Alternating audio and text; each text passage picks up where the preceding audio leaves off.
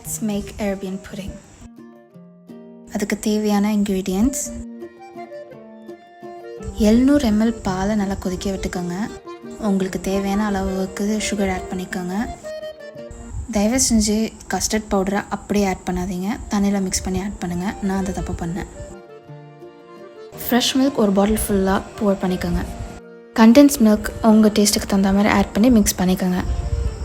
ப்ரெட்டோட sides ஃபுல்லாக cut பண்ணி எடுத்துக்கோங்க. அதுக்கப்புறம் அது ஒரு கண்டெய்னரில் நல்லா 4 சைட்ஸ் ப்ளேஸ் பண்ணிக்கோங்க. ப்ரெட்டு மேலே அந்த கஸ்டர்ட் மிக்ஸ்சரை அப்படியே ஊற்றுங்க.